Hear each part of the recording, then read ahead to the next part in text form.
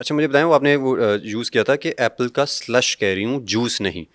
तो स्लश और वो जूस में कैसे आप उसको अच्छा, जो डिफरेंशिएट करेंगे? स्लश है उसमें आपने फ्रूट को पानी के साथ ब्लेंड कर देना है, अच्छा, ग्राइंडर में डाल के, जिसमें हम मिल्क शेक बनाते हैं। अच्छा, अच्छा, अच्छा। उसमें फ्रूट डाला छोटा छोटा काट के, हुँ, बेशक आप थोड़े बड़े चंक्स भी उसके ले हुँ, लें। उसके हुँ, अंदर आपने स्टिविया डाली, काला हुँ, नमक डाला, हुँ, पानी हुँ, डाल के उसको हुँ, ब्लेंड कर दिया। हुँ, इट डिपेंड्स आप कितना पानी डालते हैं, 1 गिलास 2 गिलास, आपका वो हुँ, उतना स्लश तैयार हो हुँ। जाएगा। जो जूस है वो हम जूसर, एक जूसर के ज़रिए उसको पर्टिकुलर जी, जी, मशीन जी, है, मैं समझ रहा हूँ। जो और फाइबर उसमें पीछे रह जाता है और वो सारा जूस एग्जैक्टली हुँ, हुँ, उसमें 5 से 6 एप्पल डालेंगे तो 1 गिलास बनेगा। और फिर सोचें, हुँ, 5 से 6 एप्पल की शुगर जो है वो आप निचोड़ के पी रहे हैं। इस केस में मैंने आपको बोला है एक तो फ्रूट। डायरेक्ट ही उसको आपने जो मैं समझ गया। कैलोरीज तो उस फ्रूट से आ रही हैं, हुँ, पानी, बर्फ, आइस, नमक, इन सब में या स्टीविया में तो कोई कैलोरीज नहीं है। हुँ, तो एक हुँ, फ्रूट, अगर हम एक एप्पल की बात करते हैं, 52 से मैक्स 60 तक उसमें हुँ, कैलोरीज होती हैं। हुँ, हुँ, अगर हम बात करते हैं जूस की, तो हुँ, 300 कैलोरीज तक उस एक गिलास हुँ, में आ सकती हैं। हुँ। सो ये फर्क है।